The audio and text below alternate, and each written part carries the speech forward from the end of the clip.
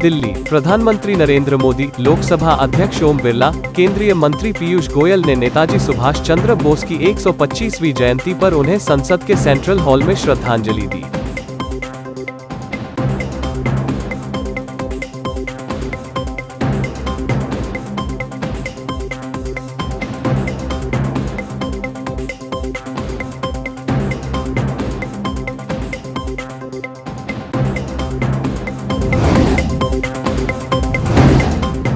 गणतंत्र दिवस समारोह 23 जनवरी यानी आज से नेताजी सुभाष चंद्र बोस की 125वीं जयंती के अवसर पर शुरू हो गया है। फिलहाल परेड की फुल ड्रेस रिहर्सल शुरू हो गई है। गणतंत्र दिवस समारोह का समापन 30 जनवरी को शहीद दिवस के उपलक्ष्य में होगा। इस साल सेना के तीनों अंगों और केंद्रीय अर्धसैनिक बलों के कुल 16 मार्चिंग दस्ते राजपथ पर राष्ट्रपति, प्रधानमंत्री और रक्षा मंत्री सहित सभी गणमान्य व्यक्तियों के सामने मार्च पास्ट करेंगे। मायावती ने लिखा कि यूपी विधानसभा आम चुनाव में कांग्रेस पार्टी की हालत इतनी ज्यादा खस्ताहाल बनी हुई है कि इनकी सीएम की उम्मीदवार ने कुछ घंटे में ही अपना स्टैंड बदल डाला है। ऐसे में बेहतर होगा कि लोग कांग्रेस को वोट देकर अपना वोट खराब न करें। यूपी चुनाव, अपने विधानसभा क्षेत्र पहुंचे केशव प्रसाद मौर्य का जमकर हुआ विरोध, नारेबाजी की गई, सुरक्षा बलों ने बाहर निकाला। नेताजी सुभाष चंद्र बोस जयंती, इंडिया गेट में जहां जॉर्ज पंचम की मूर्ति थी वहीं लगेगी नेताजी की मूर्ति। देश में पिछले 24 घंटों में कोरोना के 3,33,000 केस दर्ज, सक्रिय मरीजों की संख्या 21 लाख के पार। मध्य प्रदेश के खंडवा में मुस्लिम परिवार का घर और ऑटो जलाने के मामले में एक नया मोड़ आ गया है।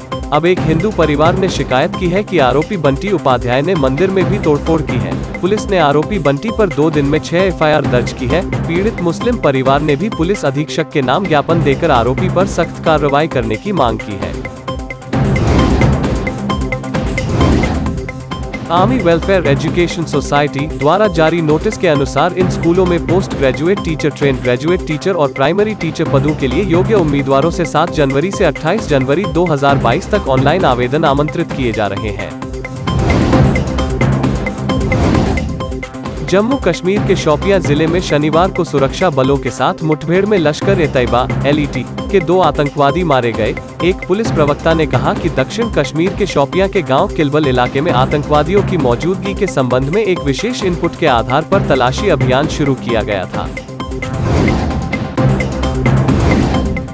महाठग सुकेश चंद्रशेखर की जेल के अंदर कथित मदद के मामले में तिहाड़ जेल प्रशासन साक्ष्यों के आधार पर ही दिल्ली पुलिस की आर्थिक अपराध शाखा (EOW) के उपायुक्त को जेल कर्मचारियों के खिलाफ भ्रष्टाचार के आरोप में कार्रवाई की अनुमति देगा। इस संबंध में तिहाड़ जेल के डीजी संदीप गोयल का कहना है कि EOW ने 82 संदिग्ध जेल कर्मचारियों की लिस्ट भेजते हुए इनसे पूछताछ की अनुमति मांगी है, लेकिन अनुमति केवल साक्ष्यों के आधार पर ही दी जाएगी।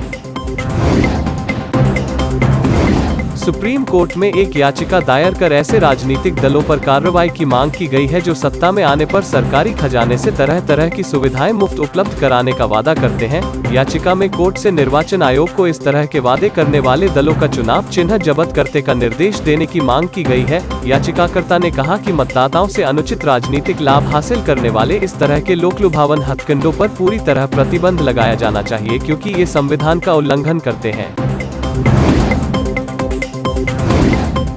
जम्मू कश्मीर स्वास्थ्य विभाग की टीम सेना के सहयोग से बर्फबारी के बीच भी बारामूला में LOC के पास के गांवों में वैक्सीनेशन का काम किया।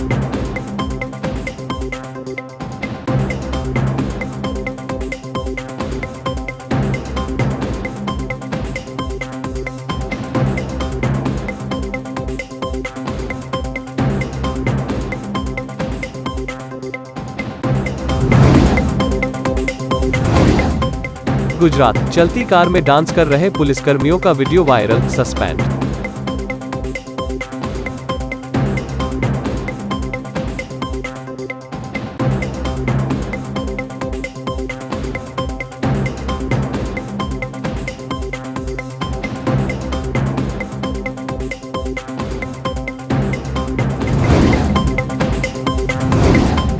लता मंगेशकर के स्वास्थ्य को लेकर उड़ी अफवाह पर भड़की स्मृति ईरानी, कहा जल्द स्वस्थ होने की करे कामना।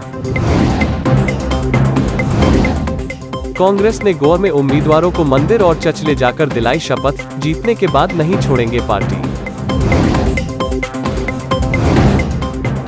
दिल्ली की एक अदालत ने बुली बाई ऐप मामले में शनिवार को एक व्यक्ति की अग्रिम जमानत याचिका खारिज कर दी। अदालत ने कहा कि आरोपी का आचरण पंथनिरपेक्षता और बंधुत्व के संवैधानिक सिद्धांत के विरुद्ध है, जो महिलाओं का सम्मान सुनिश्चित करता है। आरोपी विशाल सुधीर कुमार झा को राहत देने से इनकार करते हुए अतिरिक्त सत्र न्यायाधीश धर्मेंद्र राणा ने यह टिप्पणी की।